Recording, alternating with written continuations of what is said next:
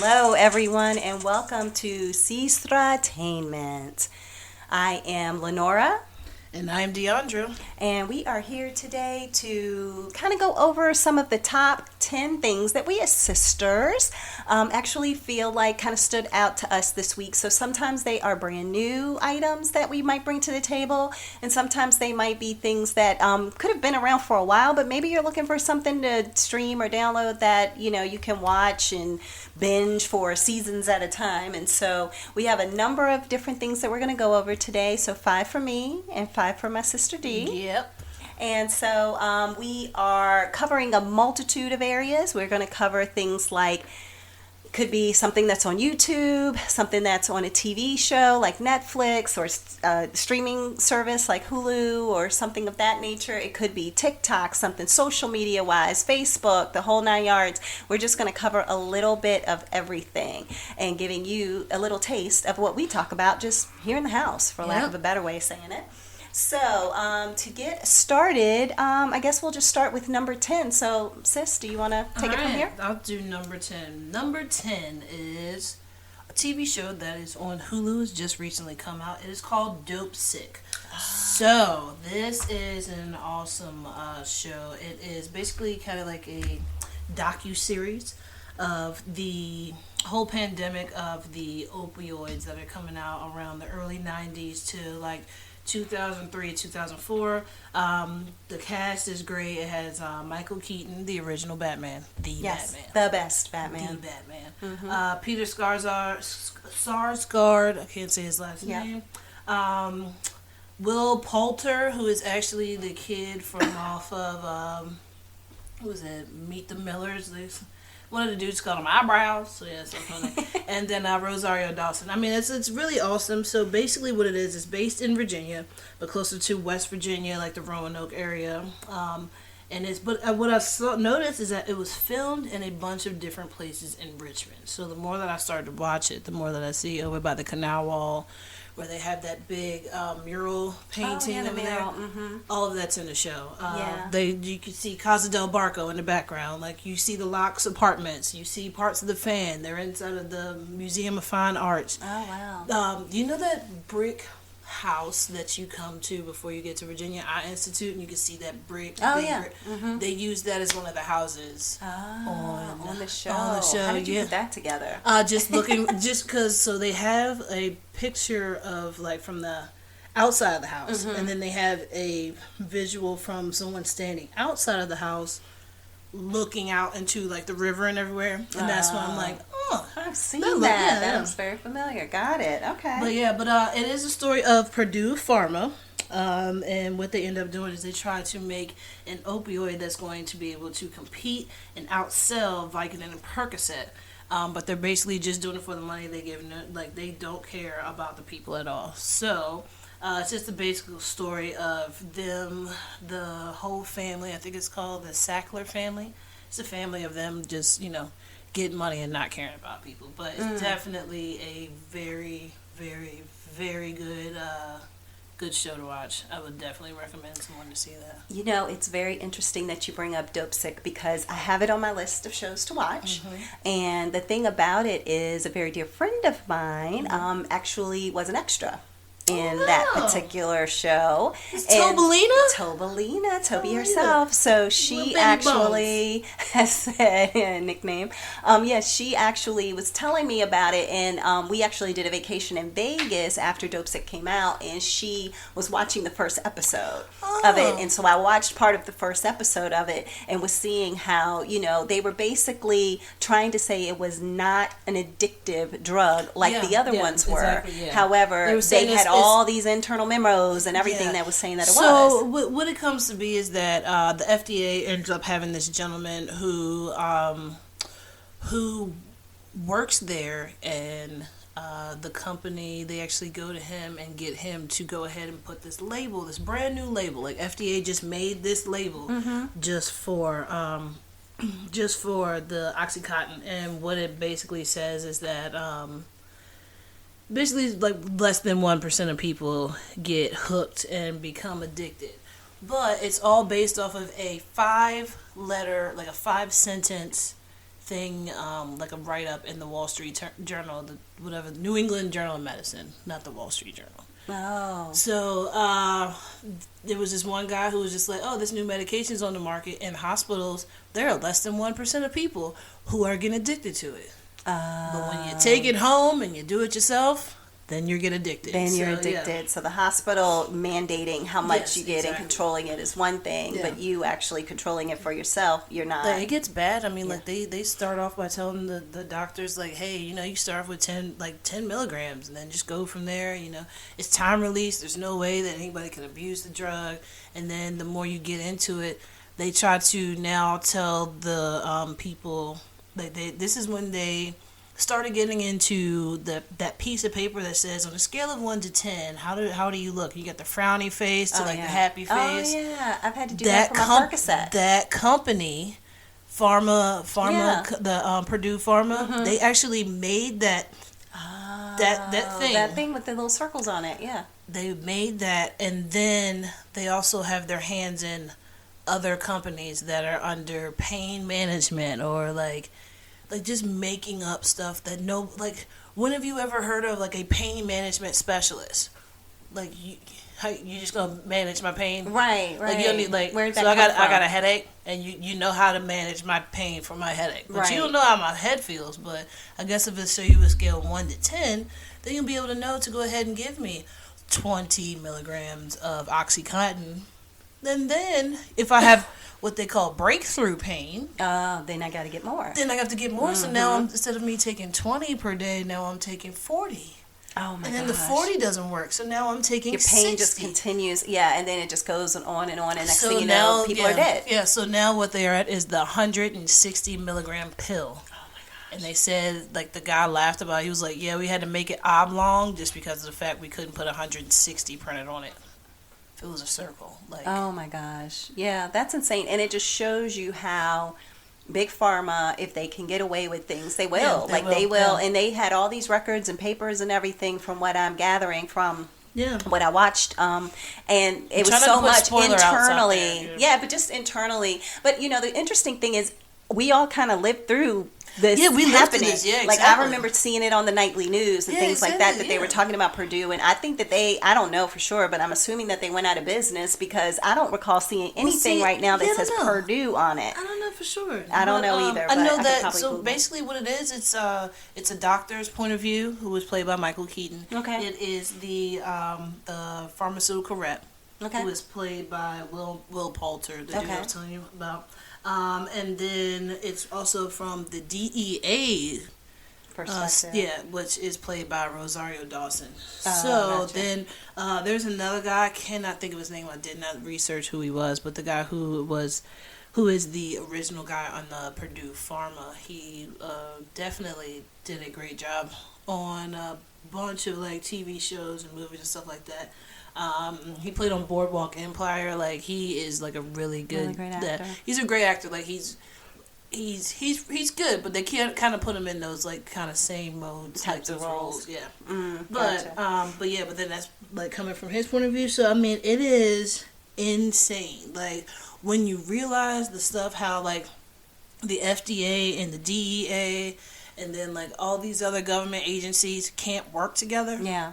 And then it's like, and because they couldn't work together, they got they lawyers couldn't feed that are in information this, to each other. Yeah. And then just how it goes from like a lady who just has like, I just had a broken leg and they gave me Oxy, and now she's like sitting at the table nodding off, scratching at herself. Yeah, like she thinking that she's going to die just because of the fact that she doesn't have any more pills to take.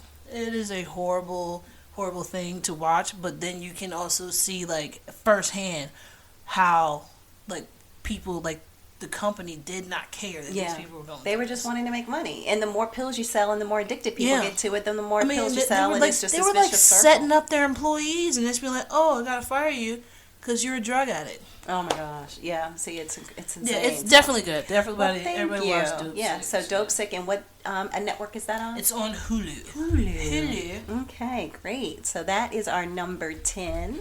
Yeah. And so number 9, I have been watching Why, The Last Man. And Y is literally the capital letter Y. Yeah, I started watching The Last Man. I kept falling asleep on it, though. But It is good. I think I'm just falling asleep on it just because I keep starting at the same episode, going back, the one that I fall asleep on. So it's like this one episode, like episode 3, I keep falling asleep. Oh my goodness, yeah, and depends on what time of the day or night or morning or whatever that you're trying to watch it too. But yeah, so it has a lot of actors that I really hadn't seen before, but the two that I did recognize is Diane Lane, who is an amazing actress. Absolutely, yes. And actually, Marin, I think that's how she says her name, Marin Ireland. If you Google her, you'll see her, Marin Ireland, and Missy Pyle. So those are some of the people that I had seen definitely in other shows that when I saw them on here, I was like, oh, this looks like something I probably want to check out.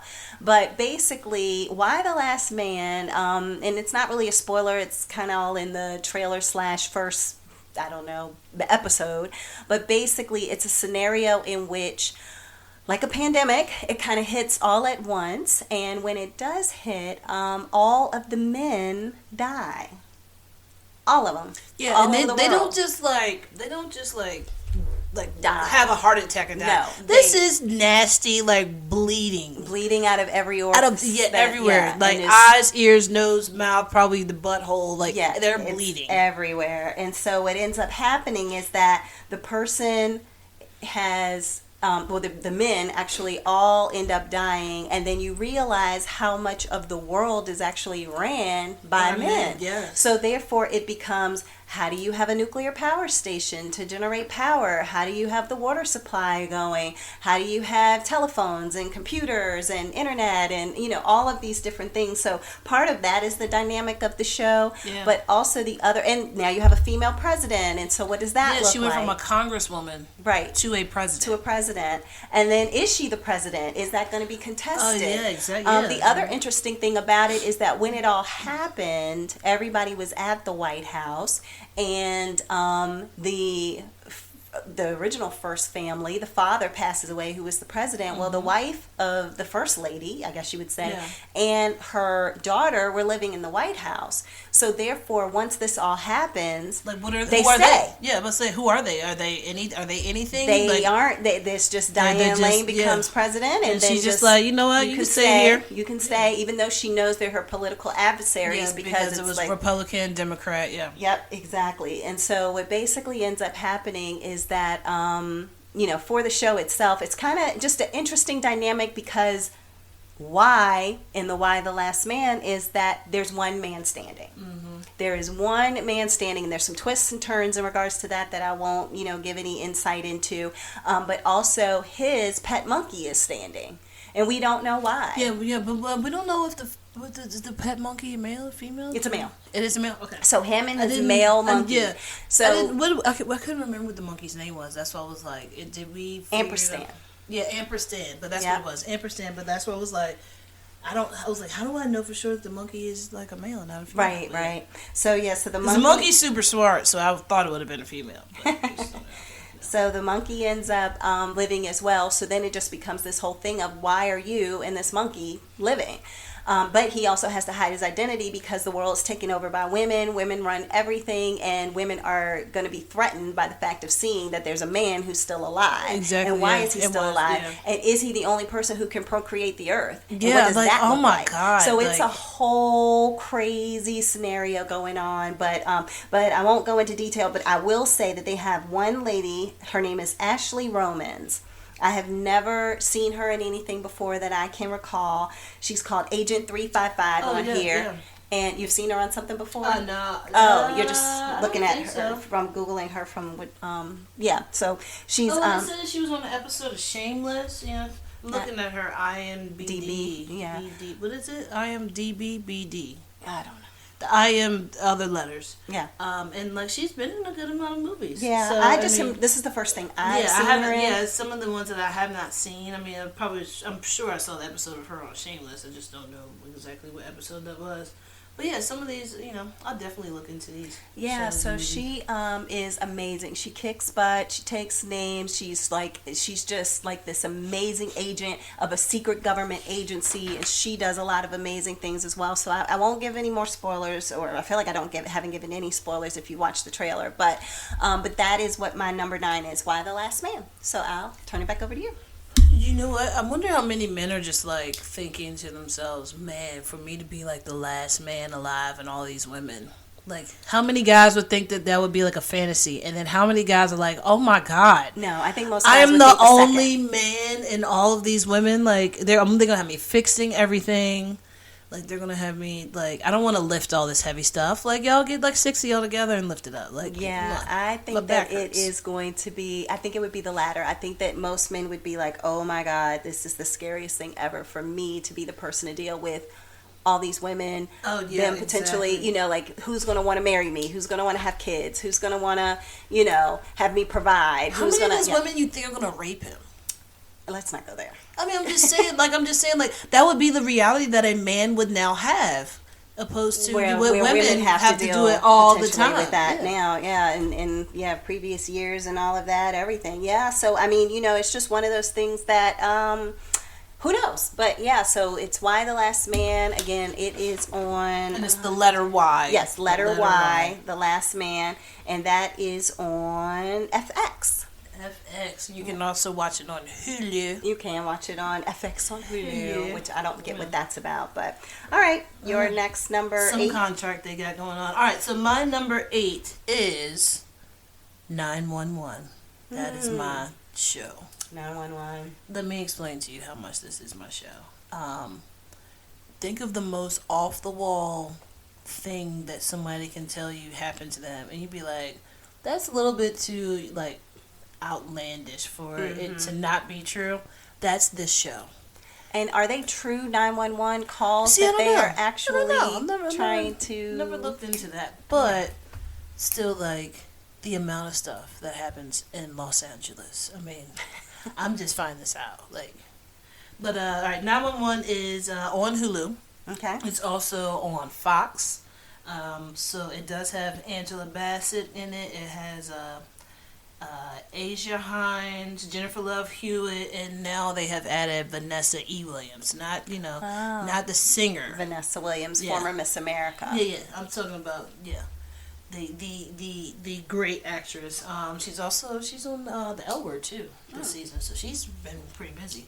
But it's just, think of all the off the wall 911 rescues ever in LA, and then it comes from the police officers, the first, like all the first responders, so police, fire department, EMTs, even the 911 operators. So I think that's pretty cool how it goes into all of that.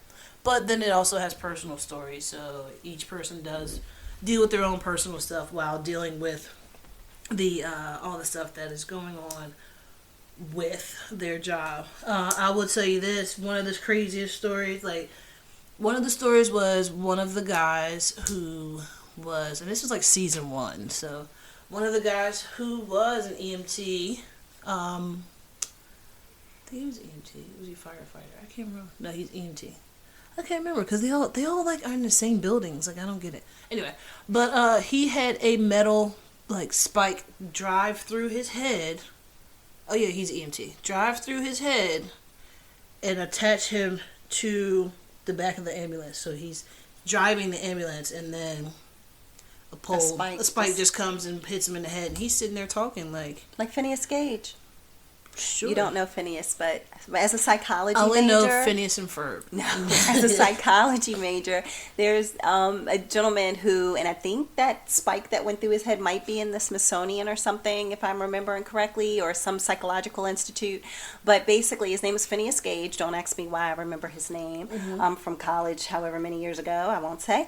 But yeah, and that's what happened. A spike went through his head while he was working in the fields or whatever, like doing his particular job.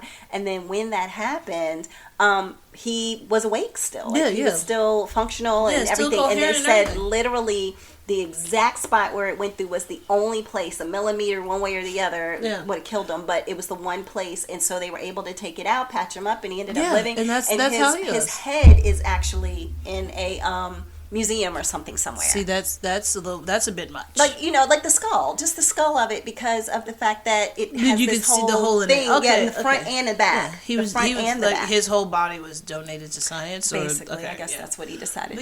But so maybe this is like all like 911. They're just taking like out story. Like just anything that's like off the wall, like so like the farthest from what you would think the truth would be. Like, why is there a tsunami happening in LA? Yes, I have no idea. That happened. All the earthquakes, I get that. Because, that's what happens over there. Plane crashes. I'm showing a picture of Phineas Gage and the spike going through his head. It didn't go forward. Okay, it went from the cheekbone, behind the eye, and out the top of his head. And he ended up living, and they even have pictures of him on Google. Did he lose his eye? It looks like he lost his eye probably in the process, but he ended up living. But go ahead, continue. It's amazing. But no, I'm just saying, like, everything is just so crazy. Like, Angela Bassett's character, there was this guy who ends up in one season, she was supposed to be waiting for backup, but she just runs into this building while backup's coming. Mm-hmm. She runs into this building, I want to say it's like a storage unit facility or whatever. And the dude comes up and beats the crap out of her. Oh, gosh. Like, almost to death. And then she has to deal with him for court and everything. And what ends up happening was he ends up escaping somehow. I don't even know how he escaped. I can't remember that. But then he ends up showing up at our house. Oh, he escapes because there was a blackout. Forget about that. There ends up being a blackout. LA apparently has a lot of blackouts. Why rolling is that? Blackouts or what something like that. I have no idea. It's like, something do with you the not have a power? People. It's the amount of people and the amount of power that people have to use or something. Yeah, they need more solar panels out there if it's going to be like a blackout like that. But the guy ends up coming to the house. Wow. Like, he's in her house, just walking around. Oh in her house. Yeah. But the crazy thing is her ex-husband ends up inviting neighbors over just so everybody can be together because they have a generator. And the guy's in their house. And the guy comes into the house. Oh my God. And everybody thinks that he's just, you just the neighbor down the street? One Yeah, you know you here. Yeah. Here's his phone charger. Go ahead and charge your phone. Until she sees him. No, she doesn't even come home and see them. Like, something else happens. I'm not going to get into that, but something else ends up happening. She was just like, oh my God, he was in my house. Like, you know how she talks. Like, like the barely moving the lips, but then when she does say a certain when she says a certain word, like her lip gets like a little bird, But like she has like that kind of moment where she's like pissed off and you can tell, kind of like how Mom was like talking about Gregory with the microwave, the stuff in the trash can, vomit in the trash can. Yeah, gotcha. So that anger, that mama put anger. the shit in the trash can. So absolutely, like that kind of thing. But I would definitely say if you want something entertaining, it does have like love story, it does have comedy, all of that, and it's just a TV show that you don't have to have a special, app. In order to be able to see it. Right, because it's on Fox. It's on regular Fox if you watch it live. Yeah, exactly. Then you'll have to get an app if you're not going to watch it live. Exactly. But it's definitely a good show. I only watched one episode of that so far, I think, a full episode, and it was because somebody said or I saw the commercial for it, and it was somebody chewing somebody's face off, and it was about the bath salts. Back when bath salts were a bigger thing. And it was an episode about that, and this person just in LA in a park, like chewing somebody's face off, and it was like, what in the world kind of show is this? But it drew me in, and I ended up watching the rest of it, kind of like a Law and Order episode, where you watch the beginning and you see what's starting. Yeah, exactly. You kind of have to watch it to the end and see how it ended. But and then they have the spinoff. They have the spinoff 911 Lone Star, which has Rob Lowe, and Rob Lowe is the chief of the fire department, and it's like the same thing. You have the fire department, the EMTs, the police, and everything. It's interesting that for that show they did them all on one, where then you have on ABC they have like Station 19 and then Grey's Anatomy, which is like and Chicago Med, Chicago Fire, Chicago PD, and they want to make all the money for all the individual shows. Yeah, they're trying to do that. They're trying to do the Law and Order thing. Yeah, They're trying to do they're the breaking long it down a little bit differently. So okay, yeah, but well, you good. know, I Well, guess maybe that's it's like we don't have that many writers, and we don't have that big of funding. So no telling. All but right, I mean, well, it's that's definitely number good. Yeah. 8. That was number 8, All and right. number 7. What you got for number 7? Number 7, I'm not going to spend a lot of time on. Okay. Because I don't want to get canceled. Okay. Let me guess, Dave Chappelle. Dave Chappelle. The Dave Chappelle movie, The Closer, his comedy special. I guess you can't really call it a movie. Yeah. It's a movie length, Yeah. but it's a comedy special. The Closer on Netflix. So I don't get the hoopla.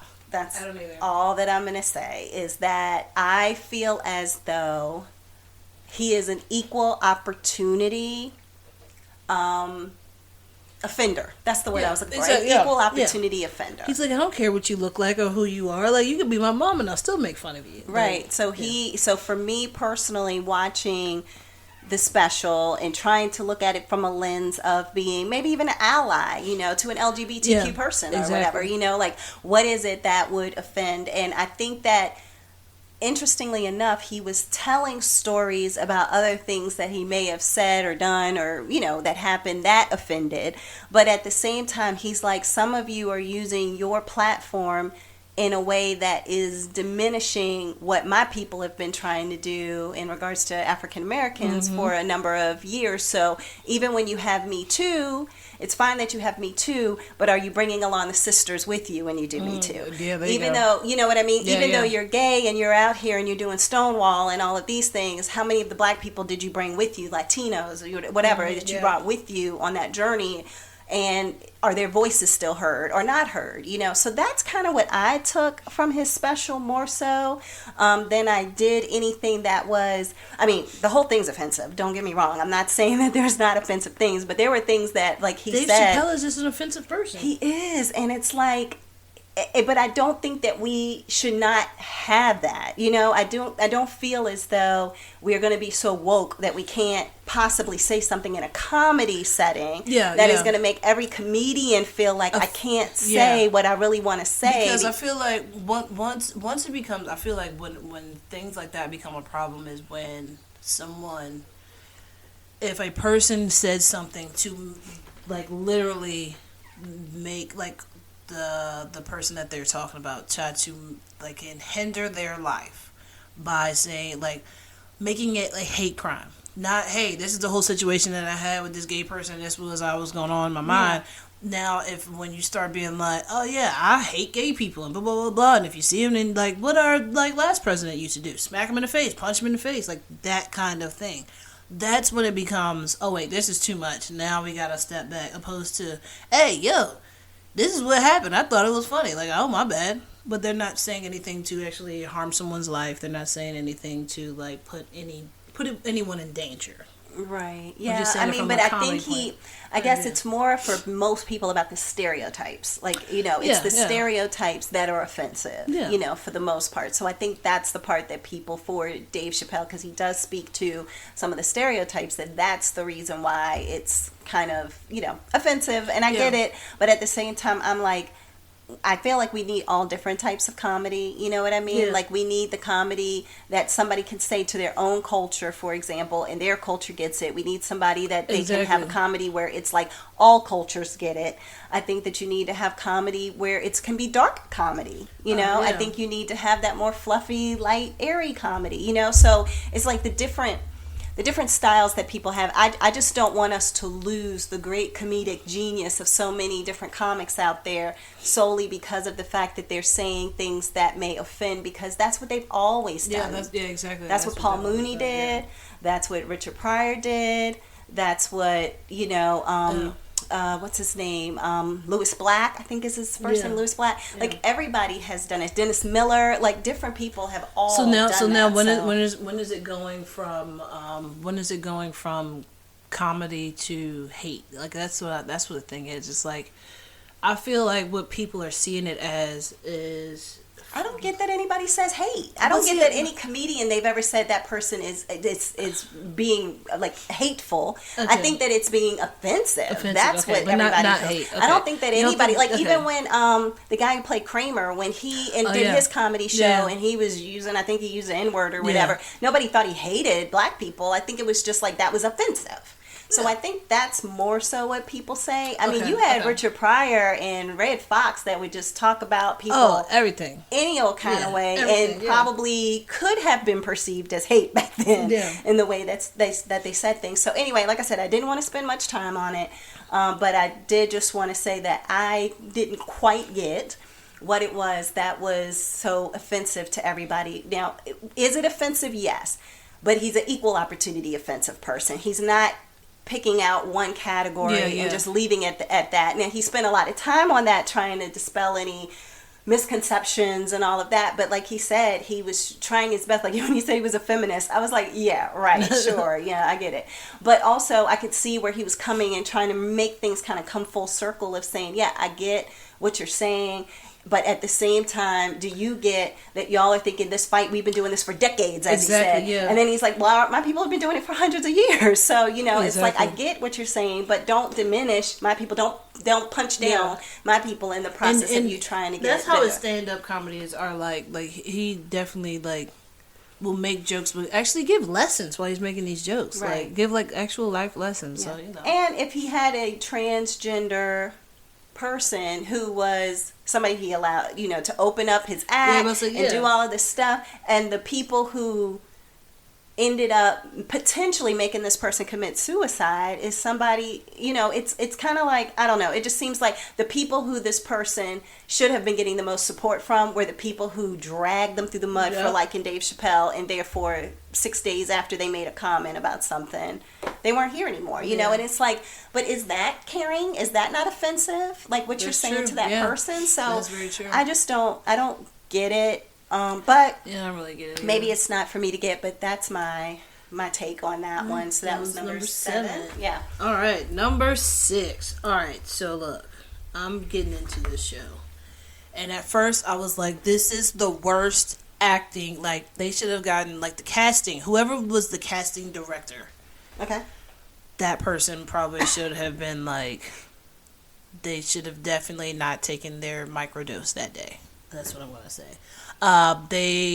The people that are in place in the show first started off, I'm like, oh wow, this show actually has, it might be good. And then once I started watching it, then I'm just like, oh, like, what is the show? You're just I know, I'm like, getting there. I gotta build it up. Oh my gosh.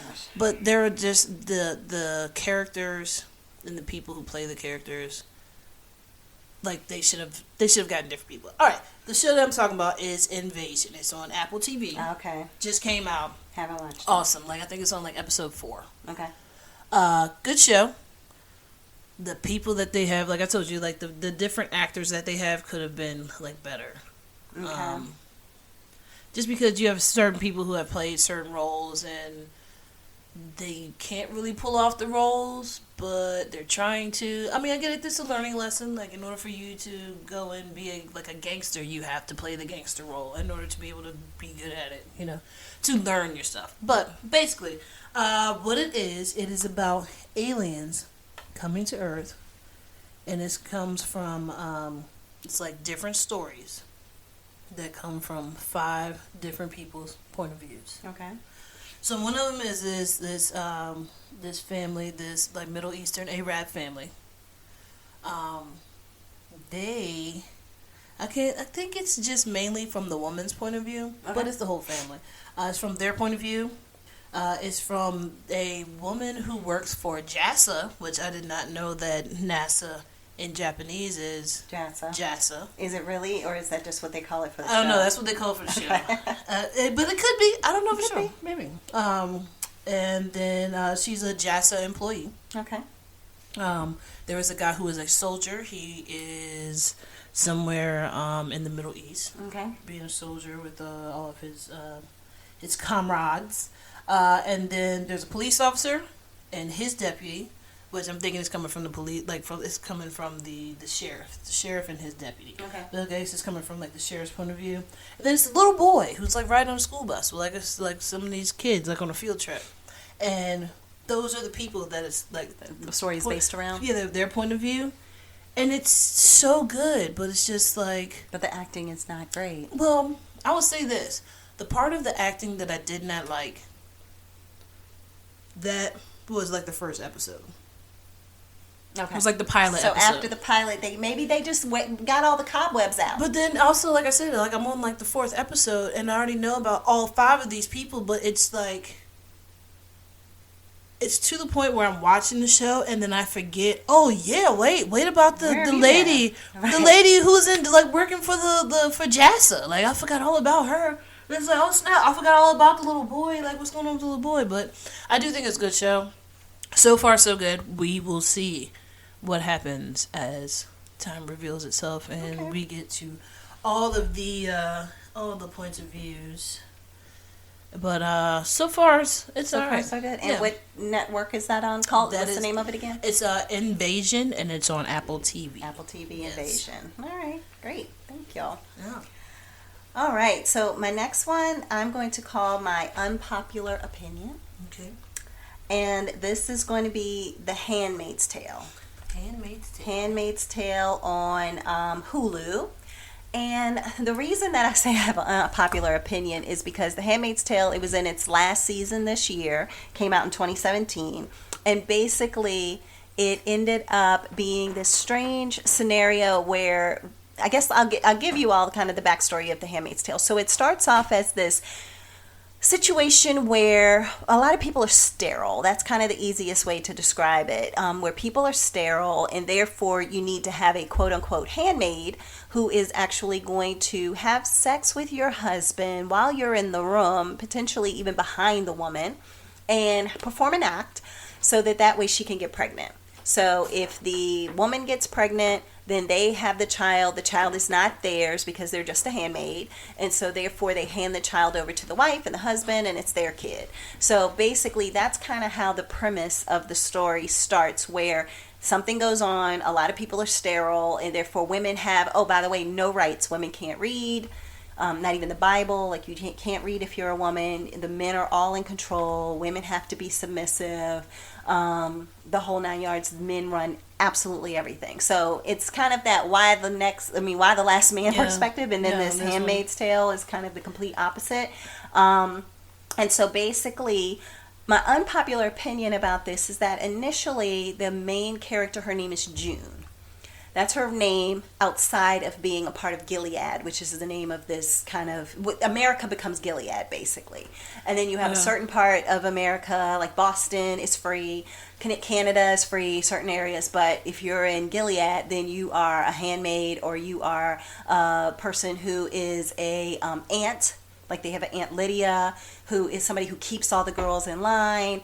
You even have women who work in the homes, and they're kind of the maids and the helper of the wife. Like basically like slavery.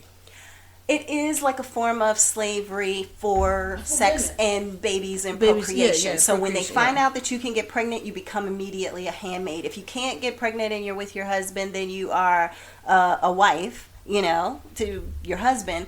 But you have to watch your husband have sex with a handmaid so that you can have children if you want to have children to keep procreating. When I first saw that scene, I was like, this is super weird. It's very weird. And like I said, because a woman could be behind the woman. And it's not that the women necessarily even want to go through this process. Like June absolutely didn't want to. That's what so the thing about it, and they took away her own child. So the child she did have, they just separate everybody. Her husband, June's husband, and her daughter, all of them were separated like very early on in the process. And it does take you through kind of how everything kind of starts falling apart, and how the woman who kind of came up with this concept, then she realizes, oh my gosh, like I came up with this concept of men running things and women being submissive, and doing your part, so to speak, to be that perfect wife and support to your husband. But in the process of doing that, now I feel marginalized. But it was my book. It was my story. It was my, I kind of helped to create all of this. So it's a very interesting dynamic there. But my unpopular opinion, I keep saying it and I haven't gotten to it. So by the end of The Handmaid's Tale, I would say even by the next to the last season, I was over it. Like, I was so over June. Like, June... Oh, really? She's not that good of a character? Well, no. I mean, I would say that when it started, she was. You were rooting for June. You're hoping that she gets out. You're hoping that she can get to her daughter. You're hoping all these things. And then by the end, you realize that something in June snapped or flipped, where she, to me, wasn't the same person and character that you were rooting for in seasons 1, 2, 3, let's say, maybe even a little in 4, but that you just realize, like, all of a sudden it's like death, destruction, chaos. All of this was all around June. Like, it was nothing that felt appropriate, normal, good. Like, if it means that 5 people have to die so that 4 people can live or 20 people can live, so be it. Like, she just didn't seem to have a care. You do kind of root for her in some areas in regards to her just kind of getting revenge and trying to get revenge or trying to get to a state of freedom or something to that effect. And I won't say whether she gets there or not, or whether she even gets revenge or not. So you kind of have areas in which you want to root for her, but then at the same time it's like, I didn't like her. I just did not like her by the end of the show. I was just like, if she died, I wouldn't have even been stressed out about it, because it was truly just one of those things that, again, unpopular opinion, but I was just like, you know what? You've created so much drama, death, destruction, people getting maybe free and then recaptured back into slavery, putting people's lives at risk for just whatever popped into your head. People maybe, just... It was just insane. So anyway, I say all that to say unpopular opinion, but I did enjoy watching it, but I almost felt like it was one of those things that you have to be in the right frame of mind to watch A Handmaid's Tale, because it is very, overt, rapey kind of show, and the dominance of the men versus like the women just had to be subjected to so much. And like, her name wasn't even June anymore. It was Offred. Offred was what they called her. And it was because she was of Fred. Fred was the husband of her home. So it would be picked that up. So it's of Fred. So she was Offred. And then you would have somebody else who would be of Jacob. And then somebody else who would be of Saul. So it's whoever your master is, for lack of a better way of saying it, then that was, you are of this particular person. And so I don't know, to me it was just a good show to watch early on. Towards the end, I kind of just realized that I don't like the protagonist as much as I did early on. And I know it was based on a book, and that book particularly did not go as far as the TV show did.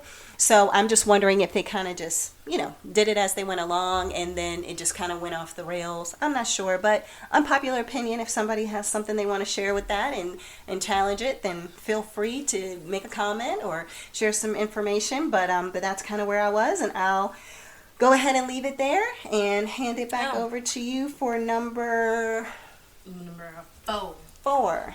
Number 4. Okay. Excuse me. All right. So for my number 4, this comes on Netflix.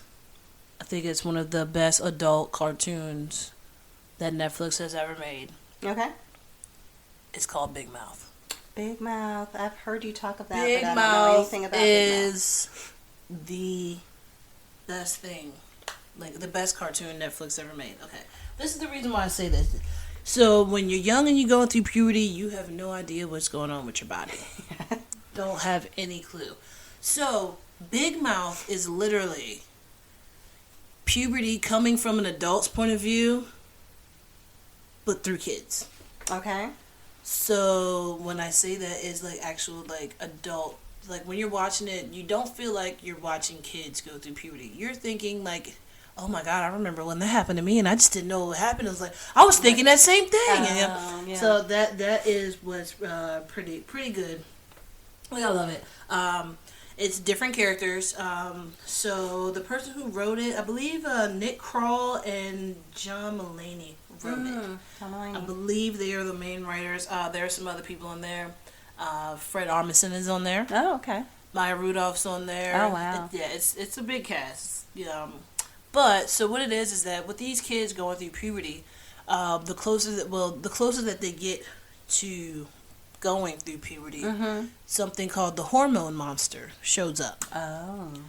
So now it's from like this girl being like, she's on a field trip with a bunch of kids from school and everything, and then her period starts. Her hormone monster shows up out of nowhere. Okay. I'm just like, hey, what's going on? And she doesn't even know what the hormone monster is? No, she's just like, she's thinking to herself like, oh my god, like what is going on? And like, and then like basically the hormone monster is breaking down what's happening to her body and telling her all this stuff, but she's saying it like funny. Yeah. Okay. But I mean, I don't know. I think it's kind of cool. Like, like one of the girls, she goes through depression, and then they have like a depression cat. Cat? And, yes, and not a monster for depression. No, but you know what the cat does? The cat just goes and just lays down and just like, I don't care what you have to say. Like, you know, like a cat would be. So depression cat, that makes sense. Yeah. You know what I'm saying? Gotcha. Then like, so there's the male hormone monster, the female hormone monster. I mean, I don't know. I think it's just kind of neat how it's like a great way. If it was not rated R, it would be a great way to have kids learn about puberty. Yeah. But with it being rated R, it makes it a little tougher. Yeah. Because it's an adult comedy. Yeah, it's an adult comedy. But if somebody rewrote it and made like a kids comedy, I think that would be great. It would be something that they can like show in school. Like, oh, you know, okay. There you go. something they could show in like, you know, the gym class where you have to like go to health. Yeah. And the health makes you watch a lady you have to watch a lady give birth. Yeah. I don't want to watch this when I'm in 4th grade. Like, right, yeah. Like, give me like, you know, a little cartoon, something like that. I think that would be a lot better. Big Mouth, yeah. Okay, cool. Yeah, definitely hormone monster. That's hilarious. I just love it. Okay. Big Mouth it Big is. Mouth Number on 4 Netflix. on Netflix. Big Mouth. All right. So for number 3, I'm going to go all the way back to The Walking Dead. It is in its 11th season, I believe, right now. Oh, wow. Okay. And it's the final season.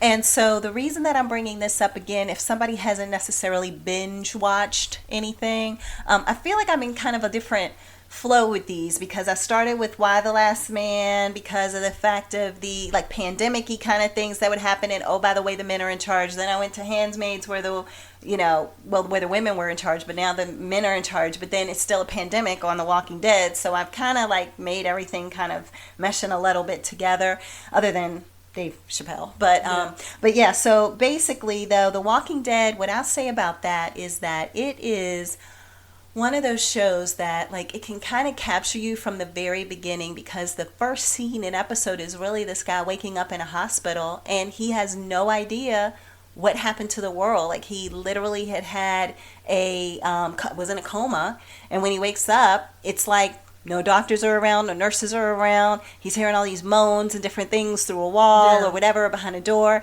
and he just has to kind of struggle and go out and try to figure out everything on his own. It could be a reality. Like, it could be. I mean, who knew that, with this pandemic, what if there were zombies of it as opposed to just being, feeling sick and can't breathe and all of that. I mean, it's a scary thing. And so basically, it takes you on this journey of Rick Grimes and his family, him, his wife, his son Carl. It's always Carl. So, but yeah, and then it just kind of takes you on this journey of what it's like to survive and who can you trust.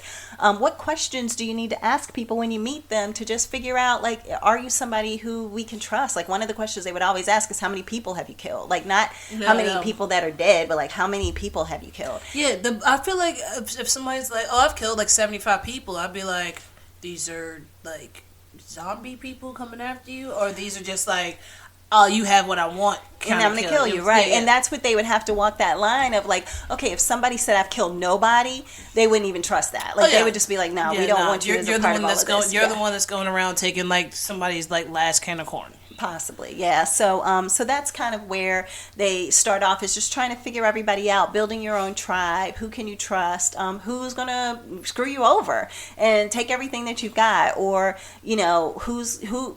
It's just amazing. So for me, Daryl is one of my favorite characters on there. He's kind of grifty and dirty all the time with stringy hair and looks like he looks a mess, but he's so charismatic and so caring, and he actually cares more than his character would let you assume. But I do love Daryl. Michonne is on there. She comes in a little bit later. You have Shane, who is Rick's best friend. This is based off of a comic book, right? Yes, it's based off a comic book. And so it's based on a comic book, and a lot of the storyline with the writers and the comic book creator did is they said, you know what, we're going to make the show slightly different than the comic book, so that way people can still watch and then realize that they won't know what's going on. So whereas you might be watching the show and then they'll kill a main character and you're like, whoa, I didn't know that they were going to kill them. They're still in the comic book 5 seasons later. How is this even possible? So for me, I think that kind of brings a different level and dynamic. It is no guarantee that just because you're in episode 1, 2, 3, 4, season 1, 2, 3, 4, that you're going to make it all the way to the end. So that to me always is appealing. I talked about that last time with shows like Wentworth and things like that. Yeah, I think those are the best shows where it's you never know who's going to die. You never know what's going to happen. And when Jeffrey Dean Morgan joined the cast as Negan, that was it. That Negan was the best. So Negan. What was it the guys kept saying? Negan did it or something like that? No, it was Abraham. Who's Diana? Who's Diana? And it was we have to check with Diana. He's like, who's Diana? Yeah. So anyway, but no, Negan, his character kind of joining. I mean, you had the governor, you had Negan, you have all these antagonists that kind of come along. Right now they're dealing with the Reapers. Negan had Lucille, right? Negan had Lucille the Bat with barbed wire on it. And we're not going to talk about what he does with the bat. Oh, no. I mean, people now, that's part of their costumes. Yeah, for Halloween. People will dress up like Negan with a red scarf and leather jacket. Looking like somebody came straight from Greece, the slick back hair and everything, straight off the set from Greece. And so to me, I just feel like that is a great show for someone to binge watch. I mean, as with any show that's been on for this long, you're going to have some seasons that are a little bit more better and, stronger than others. But at the same time... Would you say it's a slow start off, or is it a fast start off? I think within the first season, I would say within the first few episodes. I think that literally the first episode, he wakes up and he's trying to figure out where everybody is, and he sees a pile of dead bodies, and you hear all these moans and stuff, and hands that are trying to grab you through a door, and you don't know what's going on, and you're seeing somebody walk up to you and you think you can talk to them. Yeah, or you see a little girl on the street and you think that she's going to come over and say hello, and you're trying to figure out why this little girl is walking around by herself, and then she turns around and she's a zombie. Yeah. So you're like, why does this little girl look like this? What is going on? Is this little girl dead? What's happening? Yeah. Right. And then you don't know that you how to kill him, what to do to kill him. So then it's it's all in the head. So then he has to meet somebody who kind of takes him through that story of what happened while he was in a coma. And that person helps him to kind of know how to survive and how to do what he needs to do to survive. So, and then it's got spinoffs too. So you have Fear the Walking Dead, Walking Dead World Beyond. I might get into some of those a little bit later, but yeah, I just think it's a good show. You know what I was thinking about? So with all these shows that we have, talking about how to kill zombies. Yep. Black Summer. Yeah, like Santa Clarita Diet, like funny movies, Shaun of the Dead, stuff like that. But then also newer stuff that is more realistic and everything. What if this the whole thing that they say for killing a zombie is you have to dismember the head? No, well, with the Walking Dead, you just have to stab them in the head. So as long as you hit their head, stab their head. As long as you kill the brain. Kill the brain, then the brainstem is what keeps the zombie alive. Yeah. Wouldn't that be crazy if people actually became zombies? Let's say now, but later on in life, and then everybody's going to hit everybody on the head, and then the zombie's just that's funny. Maybe it's the heart. Maybe it's something else. Maybe it could be the thumb. Yeah, it be might thumb. be nothing. Yeah. You never know. Yeah. So you might have to slit the throat. You never know. Yeah, But yeah. So that's one of the things that people would just have to figure out if we get into a zombie that's apocalypse. what I'm saying. Like waking up from a coma, Right. you're just like, how do I kill these things that are coming well, at and that's me? what happens because you start shooting at it, just thinking shoot, and you shoot it 15 times in the chest. Nothing happens. It's still coming at you. So then you don't realize, like, oh, you got to go for the head. So, and I was just looking at a different spin-off, and that's exactly what happened. They were going for the chest, and then somehow they just thought, let me shoot him in the head. That's the only thing I can think of. And once they did that, they were like, okay, everybody start shooting him in the head, because that's the only thing that's taking them down. Yeah, exactly. But it's really interesting.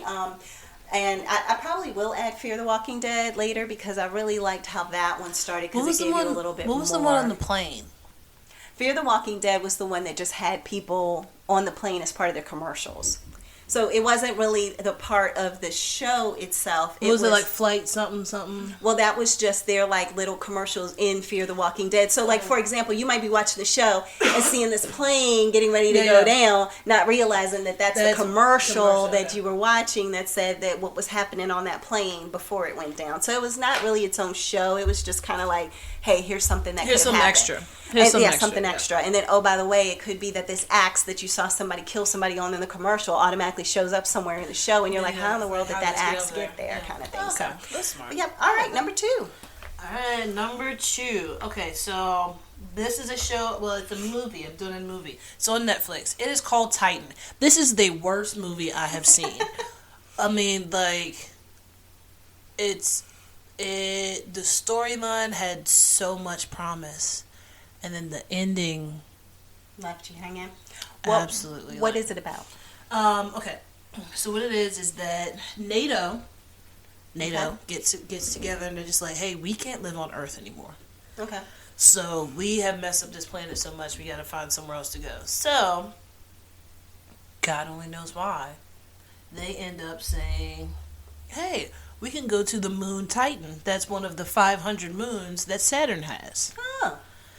We could probably live there. Like, we just have to make a little bit of like modifications to like the human body, which they call them enhanced humans. So what they do is they have like a certain amount of people that they actually have like picked out of as the military, like scientists, people that we're just saying we're going to send to this moon. Yeah, we're going to send there. But what ends up happening is that for them to make these enhanced humans, they have to basically change their DNA and change from them being humans to now being like Titans. Oh.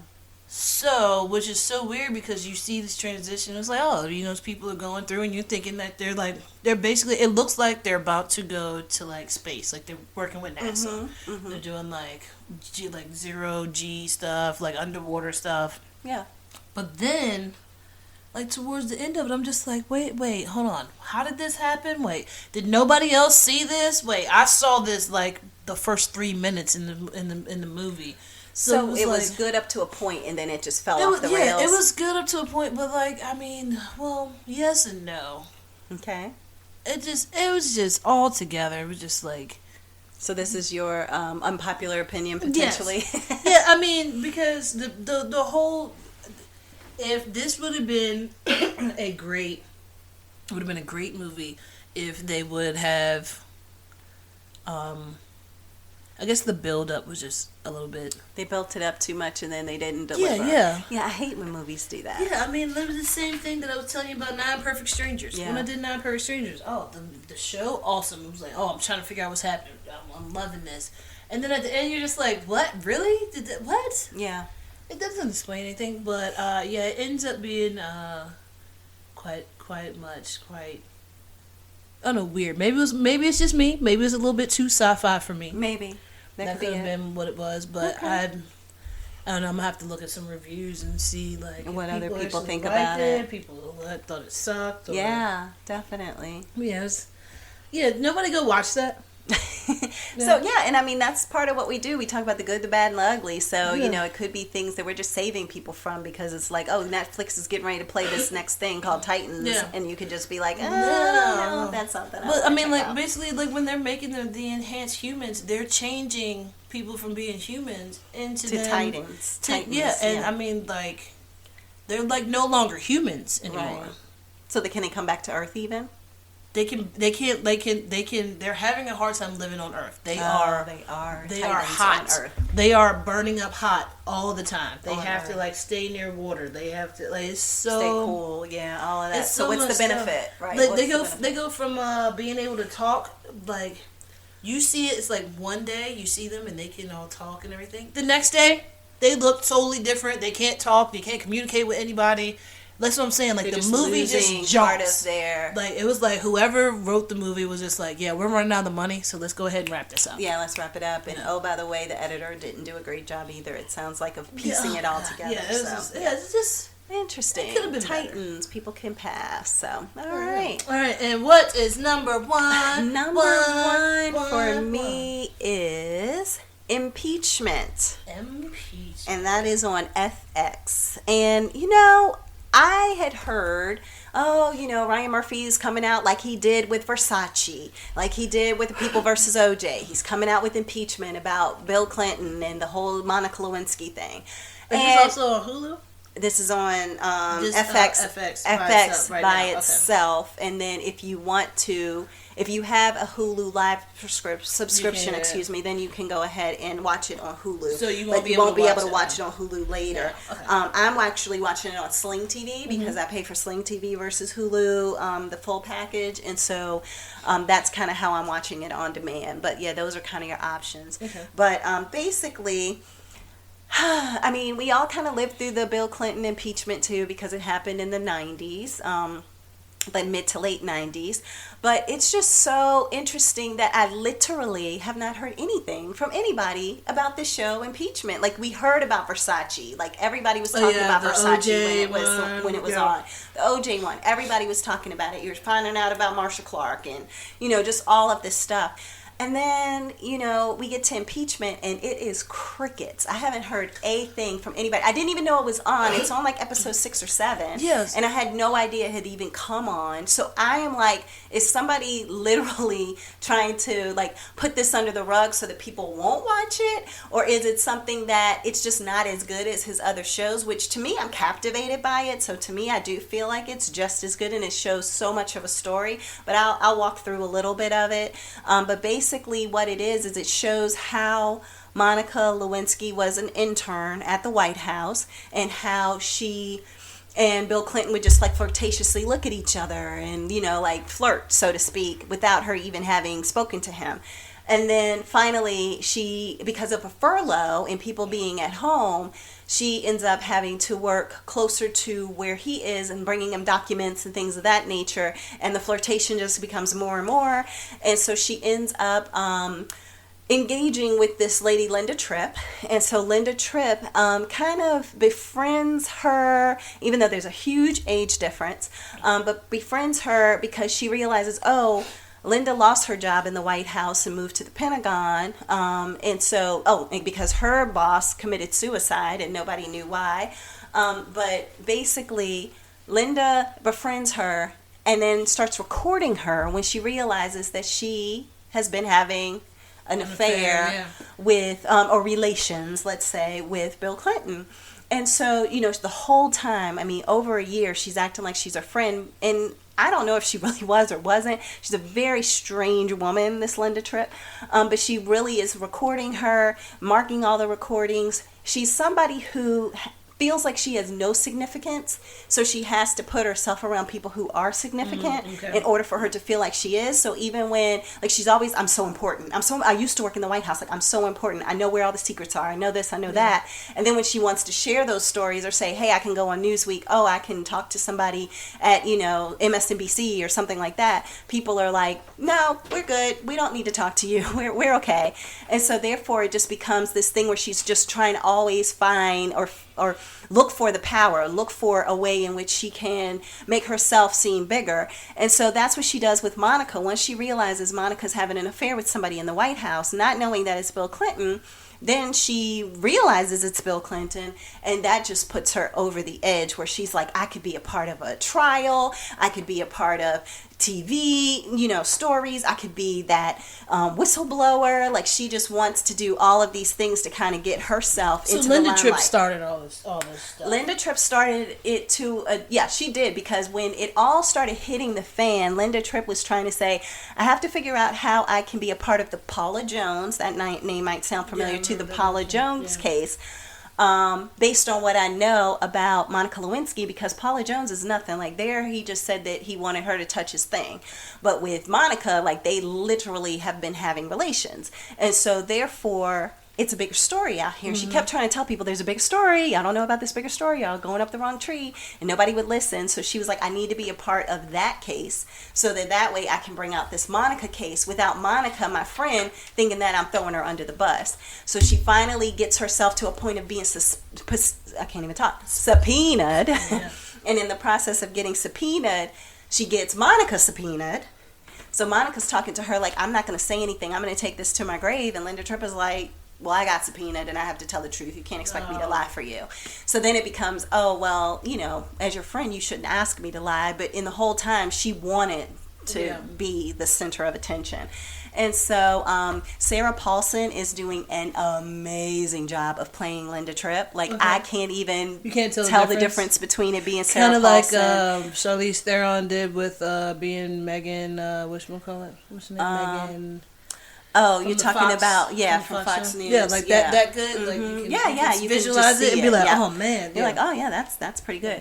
So so basically with Impeachment, it's showing more now. I'm caught up on all of the episodes that have at least come out, and so it's showing Hillary's perspective of all of this, Monica's, and how, she really was just this young girl, an intern in her early 20s, infatuated with an older man. Potentially, I don't know if you can say necessarily manipulated, because she was pursuing, so to speak. But then just getting thrown into this whole thing of, I don't know, it just takes you down this crazy rabbit hole where they like held her against her will in a room for the FBI and was telling her she can't call a lawyer, and she wanted to call her mom and they're like no, and then it was like this crazy thing where they were just intimidating her, yelling at her, trying to get her to do certain things, and the whole time she's looking at Linda Tripp like, this is your fault, like you sit there and you watch what they're trying to do to me, like, kind of thing. You started this. Exactly. So so it's been really intriguing and interesting to kind of see it behind the scenes. And the one thing that I realized with Ryan Murphy is that when he does these shows about OJ or Versace or whatever, you're kind of getting these inside scoops to things, but nobody ever challenges it. Yeah, nobody ever says, nope, that's not what happened. Oh, this is slanderous. Oh, this is libel, or whatever. So there's obviously records, documents, FBI people, or somebody who's talking, who's saying, yes, this is exactly what happened and how it happened, so that he can put this out there. So I feel like it's more authentic and true. And then also, with that being said, if he was to ever say anything and they'd be like, well, that didn't happen, he'd be like, well, I'm making a TV show, so I need to captivate the audience. Yeah, but he's making it more like a documentary, I feel, than he is. There's some things could be in there docu-series, for the suspense or whatever. But for the most part, I feel like, you have people who have written books about things, you have people who live through it.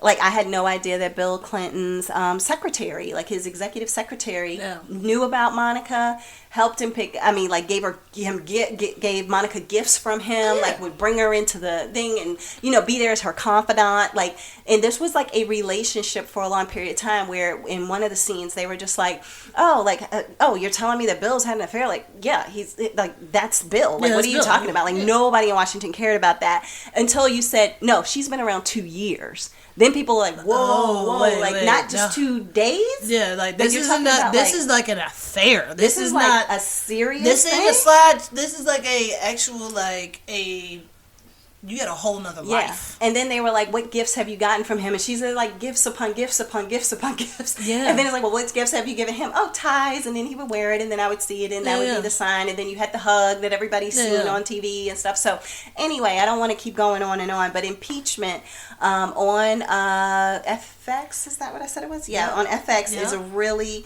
intriguing show to watch. 8.4 out of 10. Yeah, I mean, that's why I don't know why no one's talking about it. I'm just shocked that nobody is bringing up anything about impeachment. So I'm like...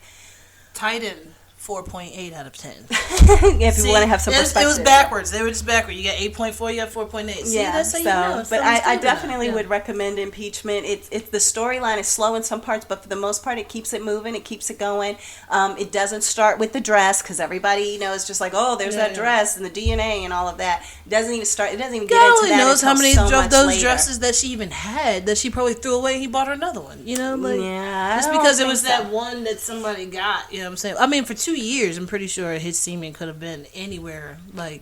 Yeah, she was just saying, well, they were kind of saying that he didn't always finish, and number two, that this was the one time that she didn't even recognize it was there. She was basically telling Linda Tripp that she went out with her friends afterwards and was hanging out all night and got back and thought it was guacamole. Oh, wow. She had no idea it was even on her dress the whole night. I didn't know that. I'm sorry, I did not know this. She was just like, I had no idea. So she had it in her closet, and Linda Tripp took it as, oh, she's trying to save a little memento, right? And she was like, how sick and disgusting is that? But then this lady that she talked to, who was like trying to help her to, like, you might want to write a book about all this. You might want to sell all of this. So that friend ended up saying, like, she needs to keep that dress. That's her insurance policy. If anybody tries to say nothing happened, she can say, yes, it did, and here's the DNA to prove it. Okay. And so she didn't... Monica wasn't even thinking that. So Monica was like, no, I was getting ready to dry clean the dress. It was just on the floor in my closet, and Linda happened to see it. And she grabbed it from her real quick and was like, no, don't touch that. It's disgusting. Like, literally, it's disgusting. And then she told the story. And so then Linda was like, oh, okay. And then she told the other lady who was the writer, and the writer was like, she should keep it. So then when Monica was like, yeah, I think I'm going to dry clean that dress so that I can go and wear it to such and such. And Linda, like, talked her out. Well, I mean, if you want to, you look fat in it. But I mean, if you want to, wear something like that. And she was like, wait, what? Do you think the piece would look better? So then she just talks her out of it. She just manipulated this poor girl, for lack of a better way. Now, mind you, I will say this. Monica Lewinsky assisted Ryan Murphy in creating this, is my understanding. Okay. So it's all from her perspective as well in regards to her story. And Linda Tripp has passed away since then, so there's nobody to corroborate or whatever. Get with Bill. He seems cool. He'd probably be like, no, I'm talking about from her interactions with her. Her interactions with her and Linda Tripp. Nobody else can speak to that other than her. So therefore, what actually happened, who knows? And most times when people are doing a story about themselves, they always tell it in the best light. So, but that's all history. History is all written by the winners. Yes, exactly. So yeah. Unless you're a Confederate statue, but that's a whole other conversation for another day. That's a whole nother time. But yeah. Well, that is it. That is it. You know what? I do want to mention something that I didn't even know. Honorable mention. Honorable mention. I thought that this was. Well, I haven't even watched it yet because I'm trying to figure out what platform I can watch it on. It is a show called Cracker. Okay. Actually, it's a movie. And what it is slavery in reverse. Oh, okay. So it's the black people, like, so being the slave owners. No, I'm just thinking, like, this is real. Like, there you have a movie called Cracker. Like, that's the name. When did that come out? Let me pull it up on the IMDb, whatever. Okay. 2020. Oh, recent. 2020, but it does not. It's a 3.4 out of 10, so it's gonna be garbage. You know it's gonna be garbage. But I was just like, this is like, I don't even think I'm gonna watch it. No, I don't think you can watch it. It just seems like, talk about offensive. I thought it was a joke. No, I thought it was just like some little parody that somebody just put online, like somebody put it on YouTube. No, this is an actual movie. An actual movie that somebody made and took time, and hopefully nobody famous is in, so they won't get canceled. Well, I mean, I don't know. I guess it doesn't really matter to some people because there's a lot of... Well, no, it's no really big... I was going to say, it can't be any big actors in it. Nobody would do that, but okay. No. Well, thank you for ending on that note. Yeah, I was just thinking about it. I was just like, it's just a little extra. Little extra. I'll give some more. I'll give the some end. more info into it as I start to do some research Okay. and see if it's actually a. With a 3 something, it probably movie? doesn't need the extra research. I mean, like if it was actually a movie, or if it's just as like who made this? Yeah, like, it should say on there how many hours it is, or hour and a half, or whatever, like what the time of the movie It is. says none of that. Oh. It says It's not even it's worth that. clips. 31 minutes. 31 Oh, minutes. so it's like a TV short Yeah, or had 30-minute show. All right, well there you go. that's just a lot. All right, well thanks everybody so much for your time today and listening to us, the Sestras. Sestra-Tainment. And we will look forward to talking to you all next week. And we're going to do our podcast every Sunday. We'll upload a new one. So we look forward to hearing and seeing you all here in the world of entertainment and social. Have a great day. Bye. Bye.